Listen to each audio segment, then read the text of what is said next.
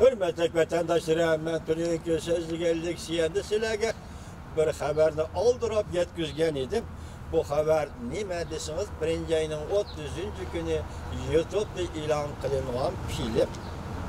Yani YouTube'da ilan kılınan filmnin mavzusu bunda. Xi Jinping'in yeni film. Xi Jinping Şinjan'da tazıdaş elip bölüşka buyruk düşürdü. Şinjan'ın hazırlık ahvalıdan Xi Jinping çöçüp gitti. Mavzuluk doğru film. 2019 yıl 1. ayının 30. günü YouTube'da ilan kılınan edi. Abdur'e Xi Jinping'in yeni filmi. Bu şu Abdur'da biz elevatkan tılgı elevatkan Xi Jinping'in yeni filmi diyen bu mavzu asasında dikkat kılın. Lakin vatandaş hem Arkin Asya Radyosu'nun ya ki Xitay biliminin muhbirleri fikir kılıvatıdı. Hem Amerika Koşmuş Ştatlarının yani hükümet başkuruşundaki Amerika Avazı Radyosu'nun muhbirleri fikir kılıvatıdı.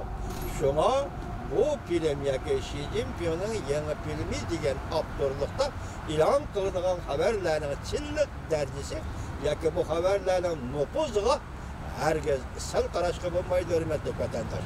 Bana bu silahını seminlerine söyleyip duruştum. Şinjan'da geldi, ikinci kaçın bu ende bu şu haber Erkin Asya Radyosu'nun Xitaylı programı ilan kılındı. Yani bu tarafını gösterip bugün bu haber YouTube'da cemaat fikri, cemaat sorunu da ilan kılıngan bolsa endelikle bu haber bir kişide Erkin Asya Radyo Stansiyonunun Xitaylı programı ilan kılındı demek. Hükümet katılımıga. Hükümet katılımıga demegendi mi Amerika Devlet Meclisi dercilik bir katlamga bu haber yetip kilovatı degen gap hürmetlik vatandaş. Bu haberden mavzusu nime?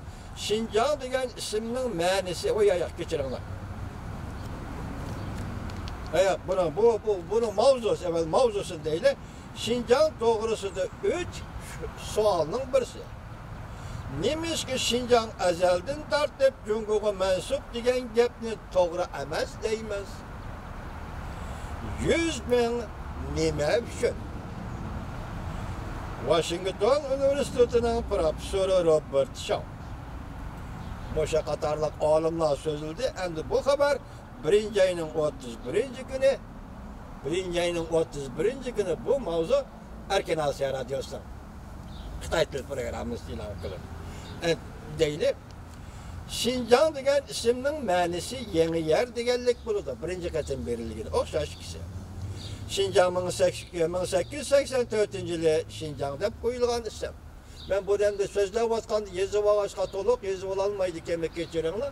Şuna aşı silege tazı bab kilidegen silah anlaşla halaydıgan taraflardaki geplerini tızıp aldım.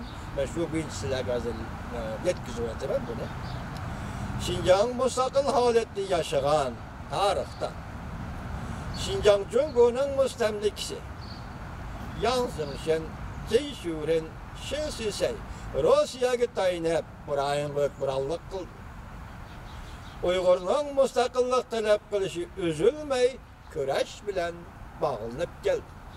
Yani Uygur'un müstakillik talep kılışı üzülmez, küreş bilen bağlanıp geldi. 1933 yılı Kaşgar'da müstakil devlet kurdu. Cumhur vilayet inkılabı dep atadı. Uygurların demokratik inkılabı.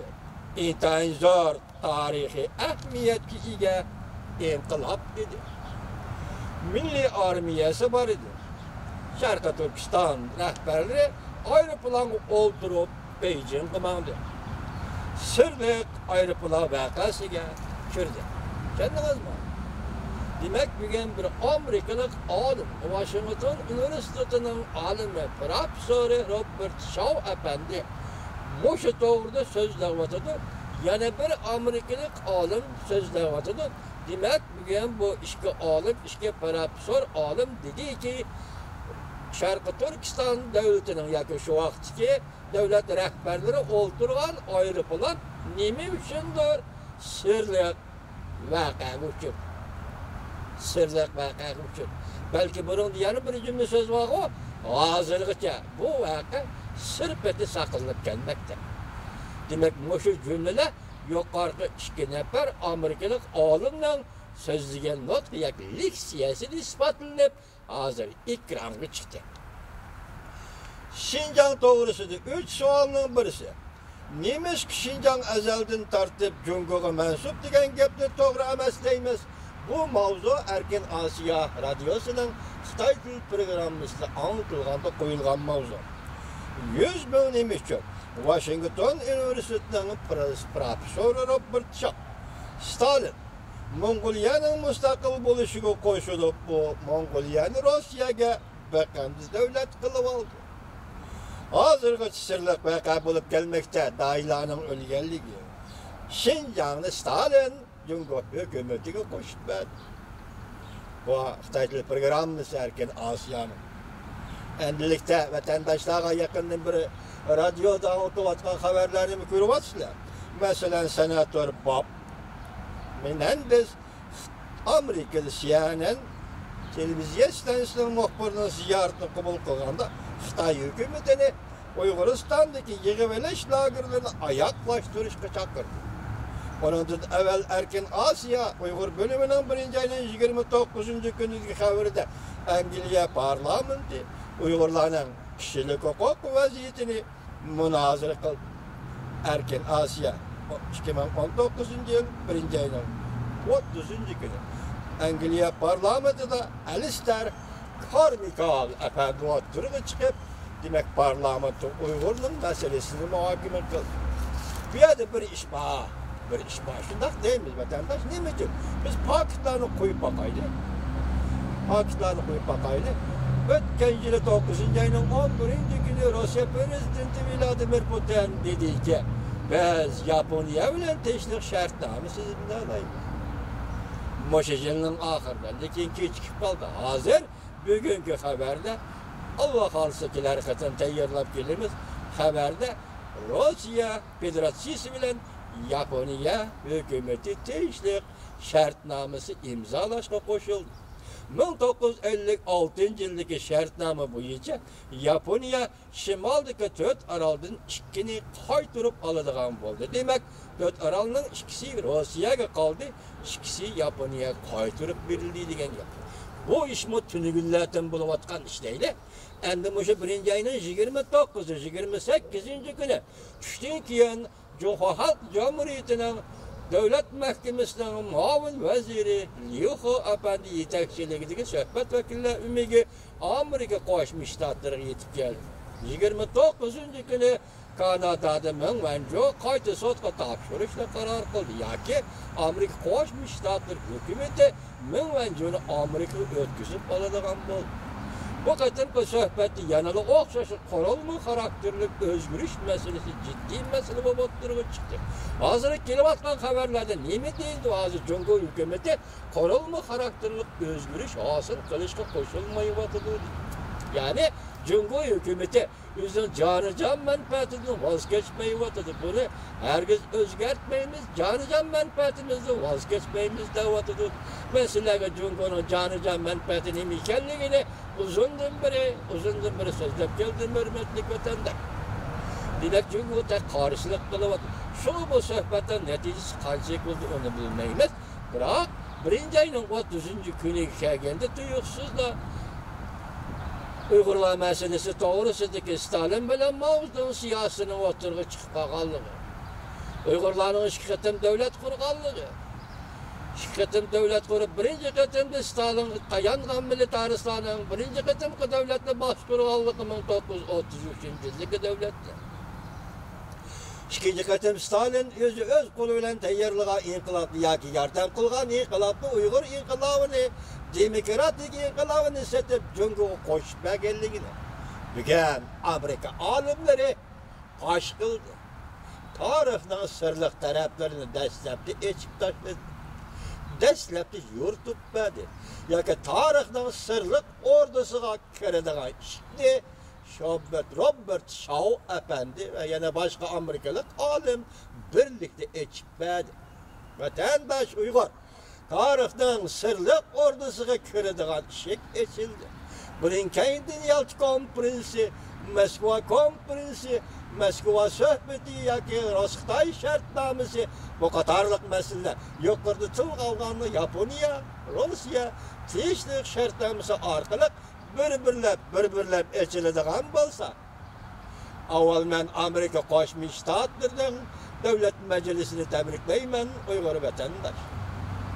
Ondan Amerika Qo'shma Shtatlarining prezidenti Trump apandini tabriklayman. Çünkü Kongressning yaqindan beri Uyg'urlarga ko'ngil bo'lishi va prezident Trumpning bu davlat hukumatining yoki prezident Trumpning muavin prezident Mike Pence'ning va shundaqla prezident Trump hukumatining davlat ishlar kotibi Mike Pompeo'ning kishilik huquqqa qaysi yo'l bilan ko'ngil bo'lib kelayotganligini bilganda, men mushu munosabat bilan bugun Robert Shaw efendinin Uyg'urlarning iqtisodini qurgan davlat to'g'risidagi qisqa, lekin cho'nqur ma'nili isbotlangan so'zlar bilan ularning Uyg'urlarning iqtisodiy davlat qurganligini isbotlab ekranga elib chiqqanligi munosabati bilan prezident Trumpni tabriklayman va Allohdan prezident Trumpning salomatligini berishini ve selametliğini devamlı saklashini Allah'tan dua bilan tilayman. Hürmetli vatandaş. Demek biz hata qilmadik. Siz bilan birga biz so'zlashib keldik. Leksiya so'zladik. Sizlar anlatmadinglar. Biz boshdan oxir Moskva söhbeti, Yalta shartnomasi, xalqaro siyosat, Iroq sharq siyosati, mushu masalalarda Uyg'urlar davlati nima ish qildi degan savolni qo'yib keldik. Bugun mana Stalinning mavzuni qo'shib berganligini, Stalinning Xinjiang degan bu zaminni, ya'ni Xitoy tilidagi mustamlika Uyg'uristonni Xitoy hukumatiga qo'shib berganligini amerikalik olim Robert Shaw efendi pash qildi. Yo'l ochildi. Tarixning sirli qasrlariga, sirli ordusiga kirdigan yo'l ochildi, hurmatli vatandosh. Dal mushu paytda ikki jumla so'z qilishga men ruxsat qilinglar. Atalmış Uyg'urlar o'zining tarixida hech qachon mustaqillik uchun kurash qilib boqmagan degan kishilarning yuziga hozir tarix bir ko'chat soldi.